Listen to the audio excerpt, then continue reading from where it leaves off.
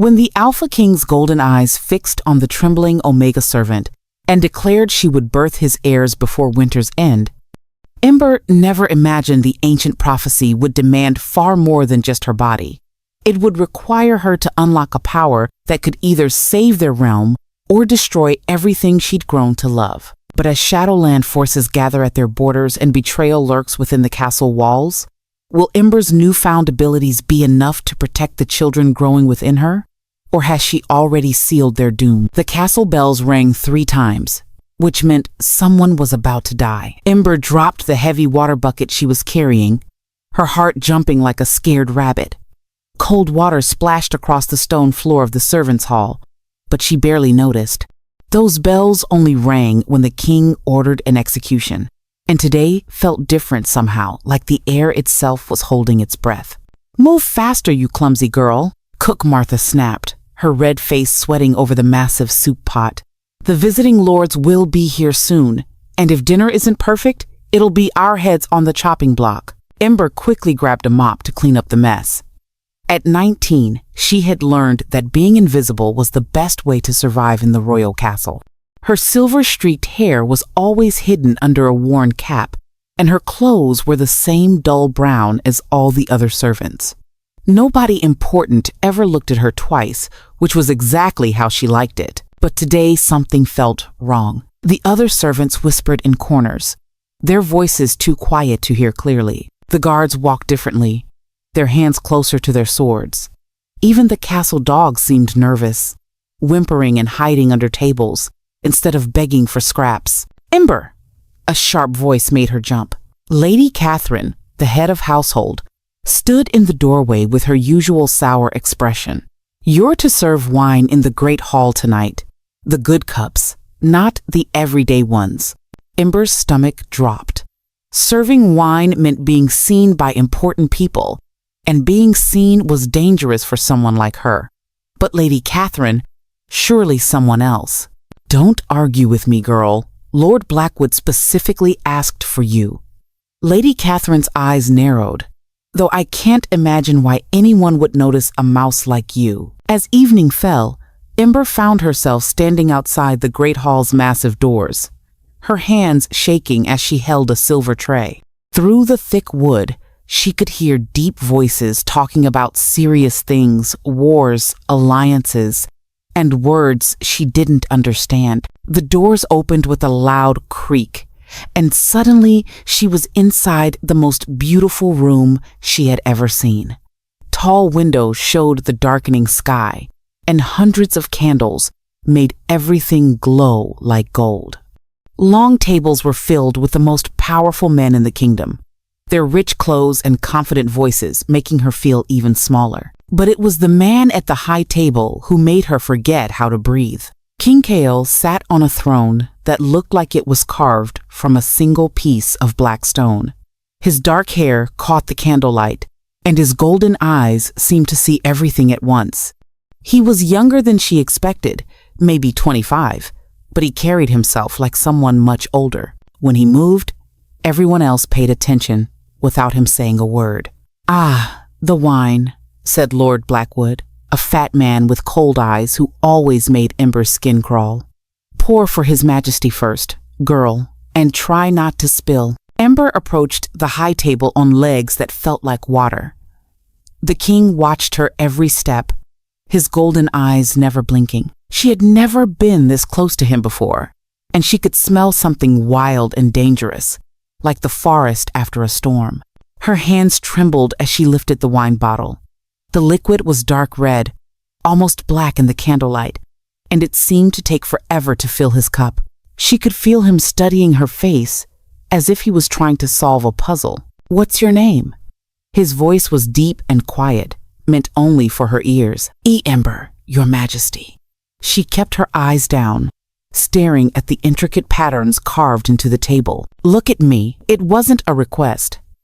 Slowly, Ember raised her eyes to meet his, and something strange happened. For just a moment, she felt like she could see past his crown and royal clothes to something else underneath, something lonely and heavy and tired. "How long have you served in my castle, Ember?" "Since I was 12, Your Majesty. 7 years." And in all that time, has anyone ever told you that you have the most unusual eyes they've ever seen? Ember blinked in surprise. Her eyes were just plain brown. Nothing special at all. No, Your Majesty. King Kale smiled, but it didn't reach his eyes. Interesting, you may go. As she backed away from the table, Ember heard him say something to Lord Blackwood that made her blood turn cold. Send word to the Oracle. Tell her I may have found what we've been looking for. The rest of the evening passed in a blur. Ember poured wine and tried to stay invisible, but she kept feeling the king's eyes on her. Whenever she looked up, he was watching her with that same puzzled expression, like she was a book written in a language he almost understood. It wasn't until she was back in the servants' quarters, washing dishes in the kitchen, that Cook Martha pulled her aside. Listen to me carefully, the old woman whispered, her usual harsh voice now frightened. Pack your things tonight. Whatever the king wants with you, it ain't good. I've seen girls disappear before when the lords take notice. But I haven't done anything wrong, Ember protested. Child, sometimes that don't matter. Sometimes being born is crime enough. Cook Martha pressed a small cloth bundle into her hands. There's bread and coins in there. Enough to get you to the next village if you leave before dawn. That night, Ember lay in her narrow bed listening to the other servants sleep. She clutched the bundle to her chest and stared at the ceiling, trying to decide what to do. She had nowhere else to go. No family who would take her in. This castle was the only home she had ever known. But Cook Martha's words kept echoing in her mind. Sometimes being born is crime enough. What could that possibly mean? The next morning brought snow and soldiers. Ember woke to the sound of heavy boots marching across the courtyard, and when she looked out the small window, her heart nearly stopped. 20 of the king's personal guards stood in formation outside the servants' quarters, their armor gleaming despite the gray morning light. All servants to the main hall immediately, Captain Morris shouted. By order of His Majesty. Ember's hands shook as she dressed quickly. She had decided during the night to stay, but now she wondered if that had been a terrible mistake. Around her, the other servants whispered fearfully as they hurried to get ready. What do you think he wants? Asked Sarah, a girl about Ember's age who worked in the laundry. Nothing good, muttered old Tom, who had served the royal family for 40 years. When kings gather their guards like this, someone's about to pay a price. The great hall looked different in daylight. Without the warm glow of candles, it felt cold and serious, like a place where important decisions were made. The servants stood in nervous groups while the guards watched from along the walls. King Kale entered through a side door, and immediately the room fell silent. He wore simple black clothes instead of his royal robes, but somehow that made him seem more dangerous, not less. Behind him walked 3 people Ember had never seen before. An elderly woman with silver hair and strange blue eyes, a tall man in rich robes who carried himself like nobility, and a younger woman whose beauty was so perfect it almost hurt to look at her. My people, the king began, his voice carrying easily across the large room. Last night, the oracle brought us news that will change everything. The elderly woman stepped forward. When she spoke, her voice sounded like wind through ancient trees. For 20 years, I have searched for the one mentioned in the old prophecies, the child born under the blood moon, marked with silver, who will unite the bloodlines and bring peace to our troubled lands. Ember felt a chill that had nothing to do with the cold stone walls. She had been born during a lunar eclipse, when the moon turned red as blood, and her hair, hidden now under her cap, bore streaks of silver that had appeared on her 18th birthday. The signs have been fulfilled, the oracle continued. The Shadowlands grow stronger with each passing day, and our enemies gather at our borders. Only through the ancient magic can we hope to survive what's coming. The beautiful woman spoke next, her voice smooth as honey but somehow cold. The prophecy is clear, Your Majesty. The chosen one must willingly accept her destiny, or the magic will not work. Willingly accept what destiny? Cook Martha called out boldly, though her voice shook. What exactly are you asking of us? King Kale's golden eyes swept across the assembled servants, and Ember felt herself shrinking back behind the others. But it was no use. His gaze found her and held, and she knew with terrible certainty that her life was about to change forever. The prophecy speaks of a union that will create heirs powerful enough to protect our realm, he said, never taking his eyes off her. Children born of the chosen bloodline, conceived before the winter solstice. The hall erupted in shocked murmurs, but the king's voice cut through the noise like a sword through silk. Ember of the Silver Mark, step forward. Every eye in the room turned to her. Ember's legs felt like they were made of stone, but somehow she found herself walking toward the front of the hall. Each step echoed in the sudden silence, and she could hear her own heartbeat pounding in her ears. When she reached the space in front of the throne, King Kale stood and looked down at her. Up close, she could see the weight he carried in the lines around his eyes, the burden of decisions that affected thousands of lives. Remove your cap, he commanded gently. With trembling fingers, Ember pulled off the worn cloth that had hidden her hair for so many years. The silver streaks caught the morning light streaming through the tall windows, and several people gasped. The oracle nodded approvingly. The mark is clear. She is the one. The one for what? Ember whispered, though she was beginning to understand. The tall nobleman stepped forward and unrolled a scroll covered in official seals. By royal decree, you will be wed to His Majesty King Kale before the week is out. The union must be completed before the first day of winter, and you will conceive the heirs that will save our kingdom. The words hit Ember like a physical blow. Marriage to the king. Children born not from love but from prophecy and necessity. I don't understand, she said, her voice barely audible.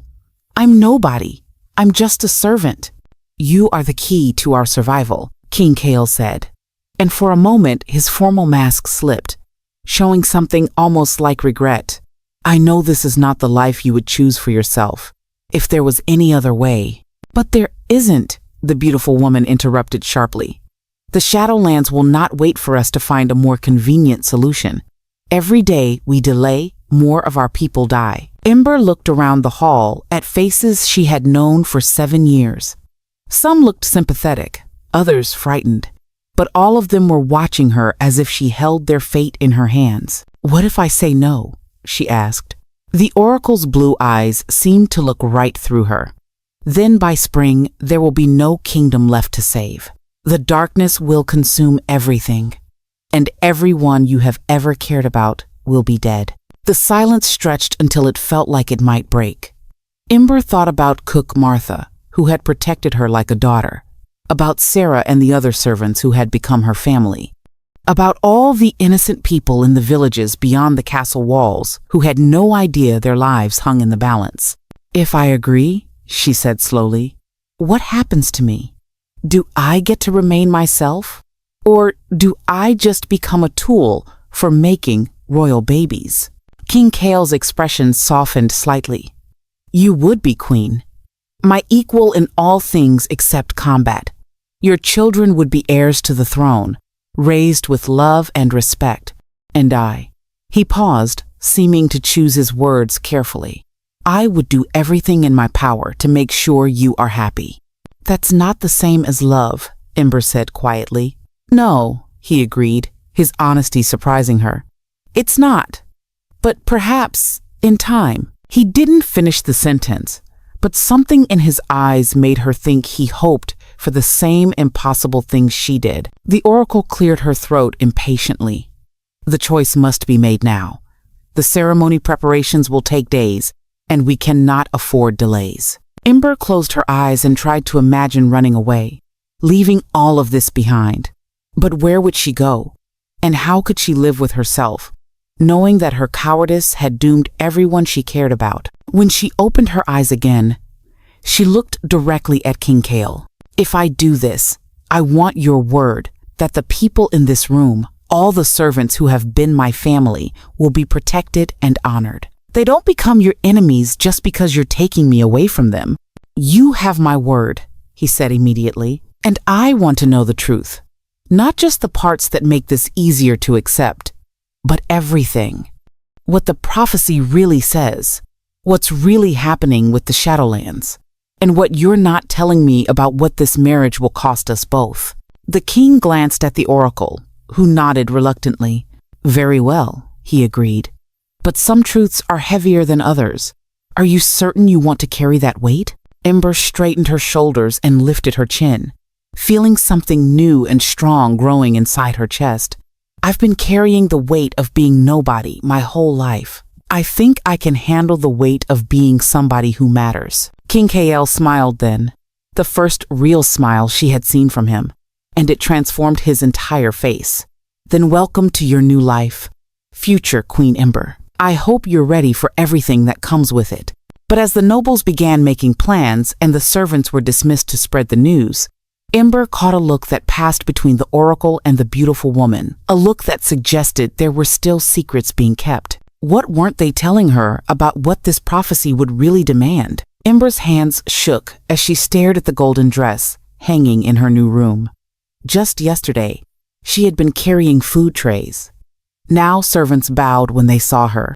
The change felt like falling off a cliff and never hitting the ground. "You look scared," said Lady Meredith, walking into the room with a smile that didn't reach her eyes. She was the king's cousin, tall and smart, with red hair that caught the light. That's normal. Every girl feels this way before her wedding. But Ember knew this wasn't normal. Nothing about marrying the Alpha King because of some old story could be normal. "What if I can't do what everyone expects?" she asked, touching the silver streaks in her hair. "What if the prophecy is wrong about me?" Meredith sat down beside her on the soft bed. "The oracle has never been wrong," she said. "A girl with silver hair would save our kingdom by having the king's babies. Those babies will be special. They'll help bring peace between all the different wolf packs." "But why me?" Ember's voice was small. "I can barely turn into a wolf. Other girls are stronger, prettier, smarter. Sometimes the most important people are the ones nobody expects." Meredith's fingers played with her family ring, twisting it around and around. "The king needs you, Ember, more than you know." There was something in the way Meredith said it that made Ember's stomach feel funny, like there was a secret hiding behind her words. Before she could ask more questions, a knock came at the door. A young man with brown hair and kind eyes walked in. He looked just like Ember, but older and taller. "Marcus?" Ember jumped up and ran to hug her brother. She hadn't seen him in 2 years. "Hello, little sister." Marcus hugged her tight, but his smile looked sad. "I heard about your big news. You're going to be a queen." "I don't want to be a queen," Ember whispered. "I want to come home with you." Marcus pulled back and looked at her face. "Ember, there's something I need to tell you about why you're here. It's not just because of the prophecy." Meredith stood up quickly. "Perhaps this conversation should wait. The king wants to see his bride before dinner." "No," Marcus said firmly. "She needs to know now. Ember, father sold you to pay his gambling debts. The king paid him enough gold to save our farm and our family." The words hit Ember like a punch to the stomach. She sat down hard on the bed, feeling sick. He sold me? The king needed a wife because of the prophecy, and father needed money. It worked out for everyone. Marcus's voice was angry, but not at her. "Except you didn't get to choose." Ember felt tears burning her eyes, but she wiped them away. She was tired of crying. "So I'm not here because I'm special. I'm here because I was for sale." "You are special," Meredith said quickly. "The prophecy chose you long before your father made his deal. This was always meant to happen." But Ember wasn't listening anymore. She walked to the window and looked down at the courtyard where King Kael was training with his soldiers. His black hair flew around his face as he fought 3 men at once, moving like water and lightning. He was beautiful and strong and everything she wasn't. "Does he know," she asked, "about father selling me?" Marcus and Meredith looked at each other. That was answer enough. "So he thinks I want to be here." Ember laughed, but it sounded more like crying. He thinks I'm happy to marry him and have his babies because some old woman said it would save the world. Ember, Meredith started, but Ember held up her hand. I need to be alone now. After Marcus and Meredith left, Ember sat by the window and watched the king train. He was faster and stronger than anyone she'd ever seen. His wolf form was huge and black, with eyes like gold coins. When he moved, the other wolves followed him like he was the sun, and they were planets spinning around him. That evening at dinner, she watched Kale carefully as he spoke with his advisors about border security and trade agreements. He was kind to the servants, firm but fair with his nobles, and when he laughed at something his captain said, his whole face lit up. She found herself wondering what it would be like to have him look at her that way. When he caught her staring, his golden eyes grew gentle. Are you feeling overwhelmed? He asked quietly, leaning closer so their conversation wouldn't be overheard. A little, she admitted. Everything is happening so fast. We could delay the wedding if you need more time, he offered, and she could see that he meant it. A few more days won't change the prophecy. The kindness in his voice made her throat tight. Why are you being so nice to me? You could just order me to marry you and be done with it. Because, he said, his voice dropping even lower, I know what it feels like to have your life chosen for you. I was 5 when they told me I would be king. I never got to be just a child who played in the mud and stole apples from the orchard. Do you regret it? She asked. Being king? He considered this seriously. I regret the parts of myself I had to give up, but I don't regret the good I've been able to do. He paused. I hope someday you'll feel the same about being queen. Their eyes met across the table, and for a moment, Ember forgot about prophecies and politics. There was something real in his gaze, something that made her heart skip in a way that had nothing to do with fear. A servant brought news that changed everything. Your Majesty, he said, falling to his knees. Shadowland scouts have been seen at the northern border. They're moving toward our lands. The warm feeling between them vanished as Kale's expression hardened into that of a warrior king. How many? At least 50, my king. Maybe more. They're not trying to hide anymore. Kale stood, his decision already made. Ready the guards. We leave in 1 hour. Then he looked at Ember. You'll stay here where it's safe. But the prophecy says my presence will help, Ember began. The prophecy says a lot of things, he interrupted, his voice sharp with worry. But I won't risk your life on ancient riddles. If something happened to you, he didn't finish, but she could see the fear in his eyes. Not just for the kingdom, but for her. I'm coming, she said firmly. If I'm really the key to stopping them, then hiding won't help anyone. They stared at each other across the table, neither willing to back down. Finally, Kale sighed. If you come, you stay by my side at all times. No exceptions. Agreed. The trees ahead looked like they were dying. Their leaves had turned black. Instead of the pretty yellow and red colors that usually came with autumn, some branches looked like they had been burned. But there was no sign of fire anywhere.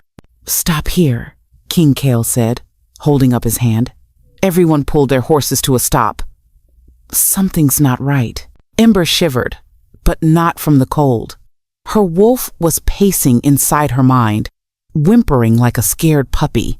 She had never felt her wolf act this way before. I smell death, said Captain Torres, one of the king's best soldiers. He was an older man with gray in his beard and scars on his hands, but not normal death.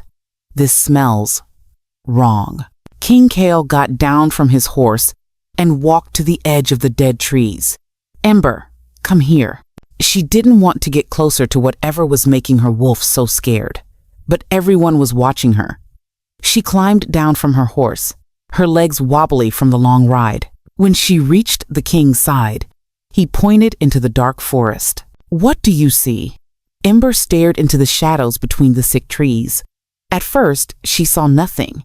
Then her eyes began to adjust, and she wished they hadn't. There's something moving in there. Something that shouldn't exist. What do you mean? I don't know how to explain it. It's like holes in the world that walk around. Her voice shook as she spoke. My wolf says we should run, right now. King Kale nodded grimly. Your wolf is smart, but we can't run. If these things are moving toward our people, we need to know what we're fighting. As they prepared to enter the cursed forest, Kyle caught her arm gently. Ember, he said quietly, so only she could hear. When we were talking earlier, I should have said something else. What? That I hope this marriage becomes more than duty for both of us. His golden eyes were serious. I know you didn't choose this, but I want you to know that I'm grateful it was you. Before she could respond, screams echoed from deeper in the woods. They found the creatures feeding on 2 of the king's scouts in a clearing where the very ground had turned black and poisonous. The Shadowland wraiths were worse than any nightmare, and when they turned their empty eyes toward the rescue party, Ember felt something deep inside her respond. The power that awakened wasn't her weak wolf. It was something ancient and silver bright that poured from her skin like starlight. The wraiths shrieked and dissolved in her light, but the effort left her drained and gasping.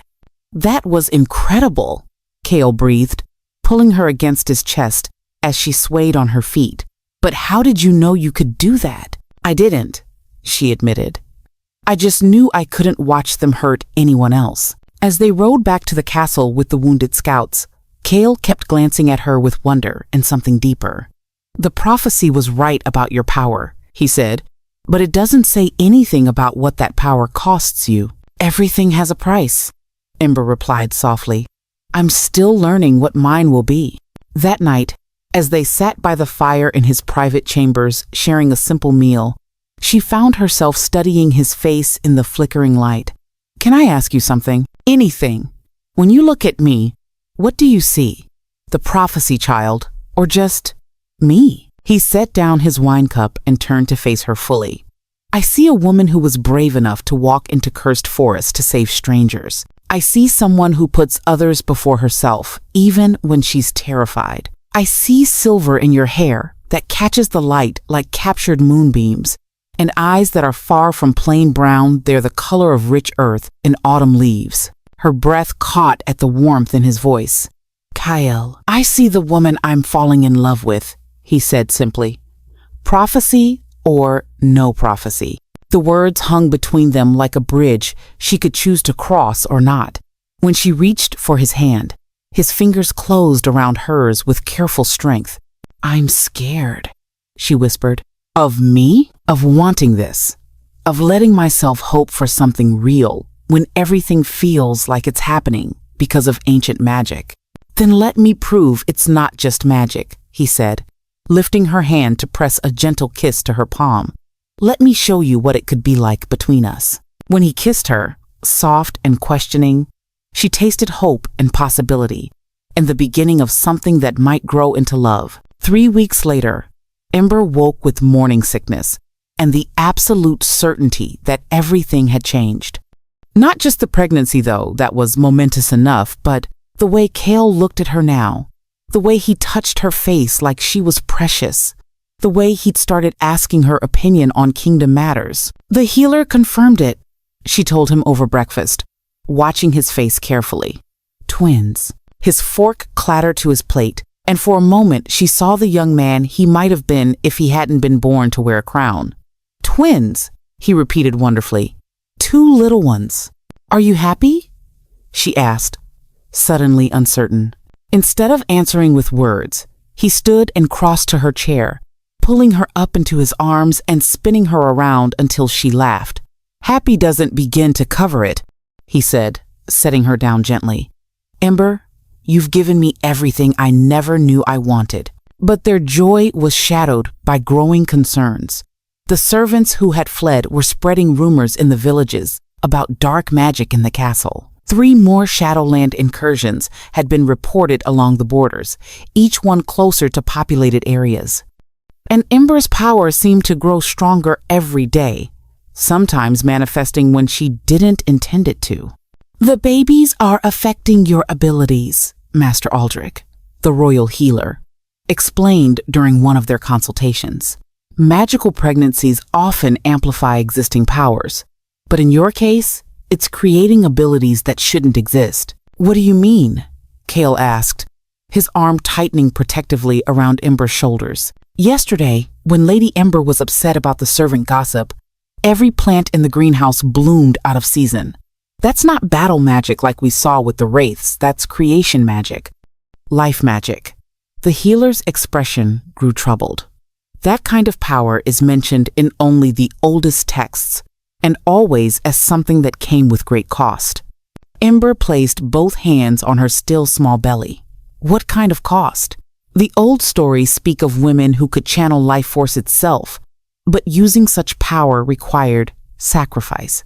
Part of their own life energy had to be given each time. Absolutely not, Kale said immediately. If using her powers shortens her life, then she won't use them. It may not be that simple, Master Aldrich warned. The power seems tied to her emotional state. If she's threatened, or if people she cares about are in danger, it may activate whether she chooses it or not. That evening, as they walked in their private garden, Kyle was unusually quiet. You're worried about what the healer said, Ember observed. I'm worried about losing you, he admitted. I've only just found what it means to love someone, and the thought of watching you sacrifice yourself piece by piece. Hey. She stopped walking and turned to face him. Look at me, Kale. When his golden eyes met hers, she saw fear there that had nothing to do with kingdoms or prophecies, just a man terrified of losing the woman he loved. The prophecy brought us together, she said, reaching up to touch his cheek. But this, what we have now, this is ours. No ancient magic required. He leaned into her touch. Promise me something. Promise me that when the time comes to choose between saving the kingdom and saving yourself, you'll choose yourself. I can't promise that, she said honestly. Just like you can't promise me you'd choose your own life over the lives of your people. It's who we are, Kale. It's why we fit together. He kissed her then, desperate and fierce, like he could somehow keep her safe through sheer force of will. Neither of them noticed the shadowy figure watching from the forest beyond the garden walls, or the way it smiled before melting back into darkness. The attack came at dawn 3 days later. Blood streaked across the marble floor like crimson rivers, and the screams echoing through the castle corridors weren't coming from any human throat. Ember pressed herself against the cold stone wall of the hidden passage, her heart hammering so hard she was certain the enemies hunting her would hear it even through the thick walls. Sarah, the kitchen maid, lay unconscious in Ember's arms, her breathing shallow and her skin burning with fever. The accelerated pregnancy had taken a dangerous turn just as the Shadowland forces breached the castle's outer defenses, and now Ember found herself protecting not just her own unborn children, but another woman's as well. This way, Marcus whispered urgently, appearing from a side tunnel she hadn't known existed. Her brother's face was streaked with dirt and something darker, his usually neat appearance transformed by the chaos of battle. I know a route to the safe rooms that should still be clear. Should be? Ember shifted Sarah's weight, trying not to jostle the unconscious woman too much. Marcus? What aren't you telling me? His hesitation lasted only a second, but it was enough to send ice shooting through her veins. Father's here, Ember. He came with the Shadowland forces. The words hit her like a physical blow. She'd known about his betrayal from Marcus's earlier warning, but seeing him actively fighting alongside their enemies was a horror she hadn't prepared herself for. Where's Kale? She asked, forcing herself to focus on what mattered most. Fighting in the main courtyard with the royal guard. They're holding the line, but barely. Marcus guided them through another turn, his hand steady on her elbow. The enemy has some kind of new weapon creatures that look almost human but move like wolves. They're faster than our fighters and seem immune to normal weapons. As if summoned by his words, an inhuman howl echoed through the stone passages around them. It was followed by another, then another, until the sound surrounded them completely. Run, Marcus said simply, and shoved them both toward a door at the end of the passage. The door opened into chaos. They were in the Great Hall, but it looked nothing like the elegant space where she'd first met Kale. Tapestries hung in burning shreds. Furniture lay smashed and scattered, and in the center of it all, two armies clashed with a ferocity that made her stomach turn. Kale fought in his human form, his sword singing through the air as he faced three opponents at once. His movements were precise and deadly, but Ember could see the exhaustion in the set of his shoulders.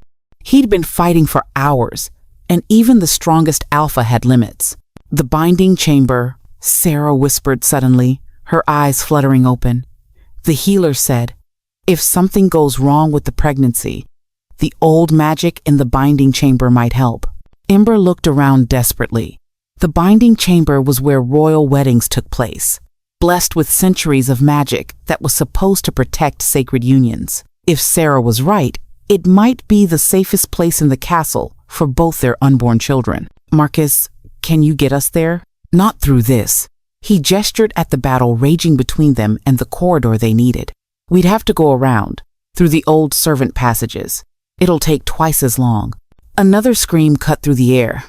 But this one was different human and filled with a terror that made Ember's blood run cold. She turned toward the sound and saw something that stopped her heart completely. Her father stood near the great fireplace, his familiar face twisted with an expression she'd never seen before. In his hands, he held a blade that seemed to drink in the light around it, and at his feet lay one of the royal guards.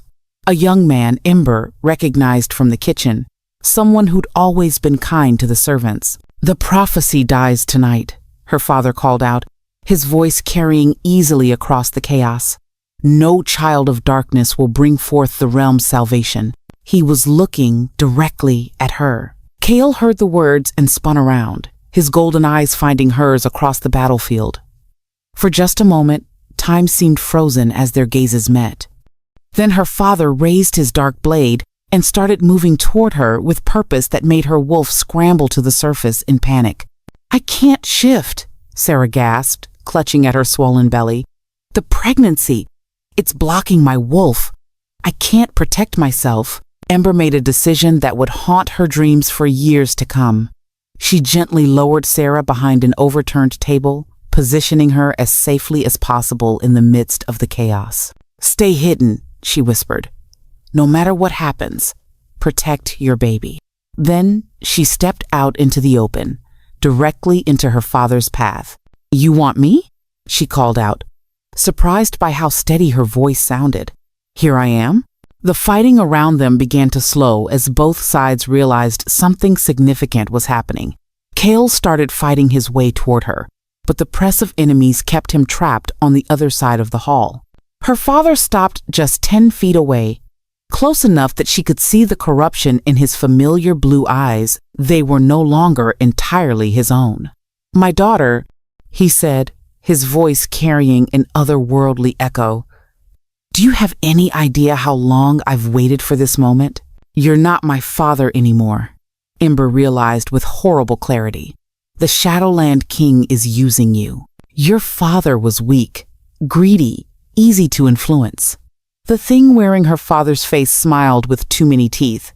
But his body serves our purposes well enough, and his knowledge of this castle has been invaluable. Kale's roar of fury echoed across the hall as he fought with renewed desperation to reach her.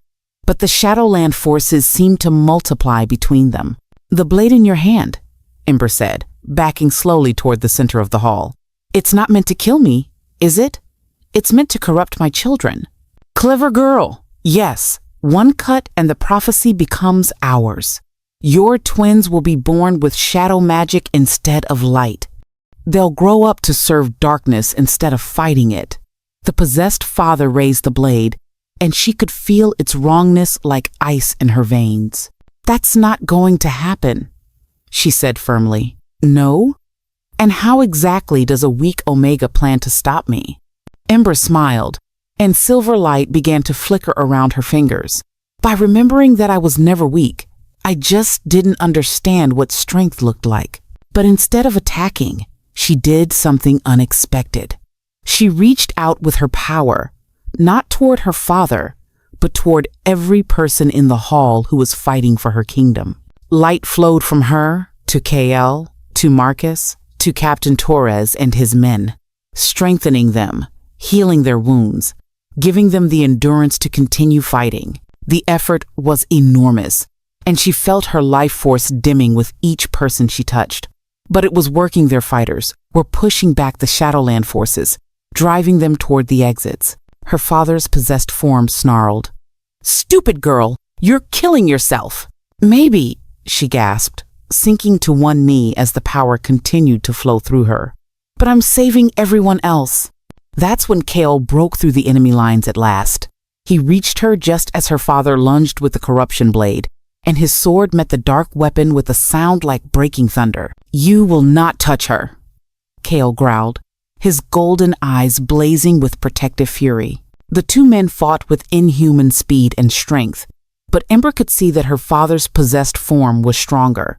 The shadow magic gave him advantages that even an Alpha King couldn't match. "Kale," she called weakly, "the binding chamber.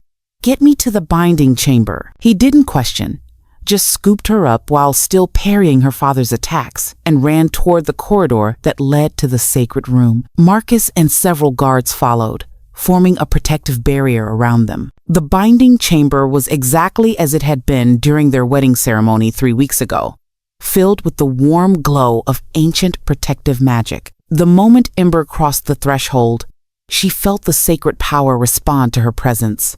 He can't enter here, she realized. The corruption can't cross into blessed ground. Her father's possessed form stood in the doorway, unable to step inside but unwilling to leave. "This delays nothing," he snarled. "You cannot stay here forever." "No," Ember agreed, struggling to her feet with Kale's help.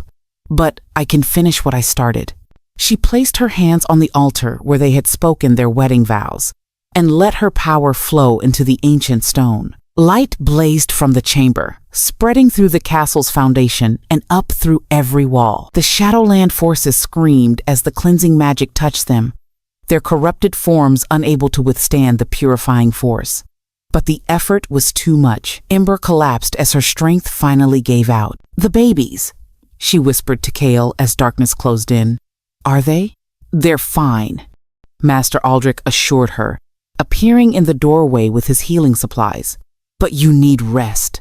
Using that much power while pregnant, it's a miracle you survived it." As Ember drifted into healing sleep, she felt Kale's hand in hers and heard his voice promising her that everything would be all right. 2 months later, Ember woke to the sound of her children's first cries and the knowledge that she had never been happier in her life. The birth had been difficult but mercifully normal. No magical explosions, no world-shaking events, just 2 healthy babies making their presence known to the world. "A boy and a girl," Kale said wonderingly, placing their daughter in Ember's arms while keeping their son cradled against his chest. "They're perfect." Their daughter had silver eyes like moonlight and hair that was already showing streaks of white gold. Their son had his father's golden eyes and dark hair with threads of silver through it. Both babies seemed to glow with a gentle inner light that was beautiful rather than frightening. "What will we name them?" Ember asked softly. "I was thinking Luna for our daughter," Kale said, brushing a finger over the baby's tiny hand. "And Soul for our son, light and moonlight, to remember how their mother saved us all." Ember looked up at her husband, her true partner now, not just the man she'd been prophesied to marry. "I love you," she said simply.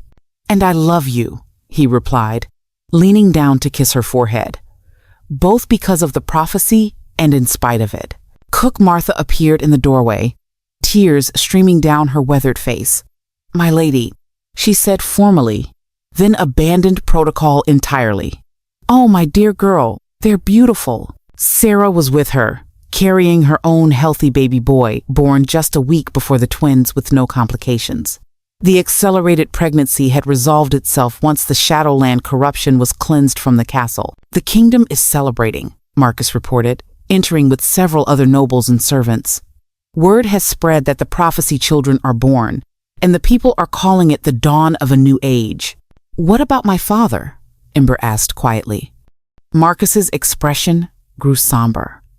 He survived the cleansing, but the shadow magic left him. Changed. He remembers everything he did while possessed, and the guilt is destroying him. He's asked to be confined to a monastery for the rest of his life. "I want to see him before he goes," Ember said, "to forgive him." "Are you sure?" Kale asked gently. "I'm sure. He was a weak man who made terrible choices, but he was still my father. And these children deserve to grow up knowing that forgiveness is possible, even for the worst mistakes." Over the following weeks, as Ember recovered and learned to care for two infants who seemed to embody hope itself, she often thought about the prophecy that had brought them all together. The oracle had been right about many things. The children born of the union between the Alpha King and the silver-marked woman had indeed brought peace to their realm, but not in the way anyone had expected. It wasn't their power that changed everything, though they would grow up to be strong and wise.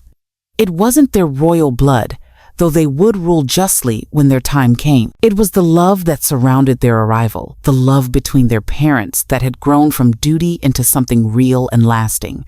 The love of a community that had come together to protect what mattered most, the love that chose forgiveness over revenge and hope over fear. "Do you ever regret it?"